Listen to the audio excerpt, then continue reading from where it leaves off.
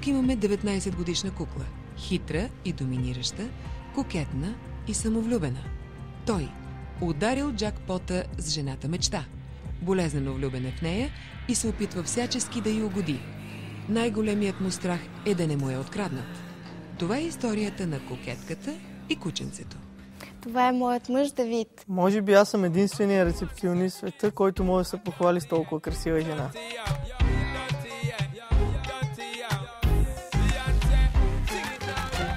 Това е моята съпруга Леонора.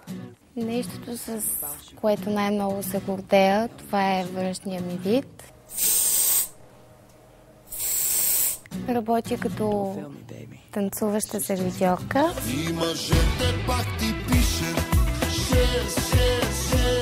И в заведението няма мъж, който да не ми прави комплименти. Пак събра очите дори на жените. Ти си доста привлекателно момиче. Как те спечели той? Нещо ме излага. Да, вярно, излъгах я.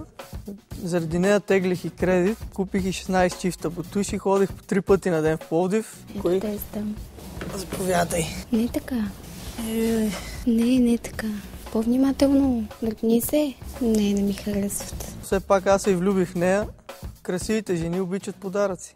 Струва ми се, че тя едва ли е искала на 17 години да стане майка. Детето беше ли планирано?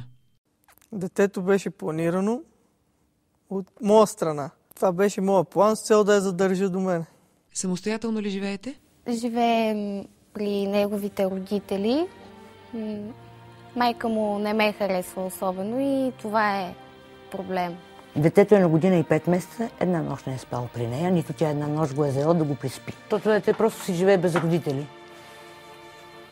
Да, не ме гледай така подигравателно, защото ти си жалката. Похуй излез от стаята. Освен заради детето, има ли и друга причина, за да си с него? Не знам, добре ми е с него, окажда ми на всяка прищявка, гледа ми детето, добре ми е с него. Какво ме гледаш? Чезви. Тя му нарежда какво да прави. До момента той дължи 35 000 лева на банки, цялата заплата му отива в лог и той е зависим от нея. Той просто върви като кученце, поне каквото тя му каже. В твоята работа и с тази външност, сигурно около теб непрекъснато има мъже, които те ухажват. Всяка вечер получавам неприлични предложения. Ето този пръстен ми е от един българин, който живее в Дания. Кани ме при себе си да живея с детето. Държанието на този мъж просто ми върна вярата в мъжете. Ти определено се страхуваш да ни я загубиш. Имаш ли план как да я задържиш? С уважение, за брак още не ни е дошло времето, ама сметам за бъдеще да й направя още едно дете, ако е рекал Господ.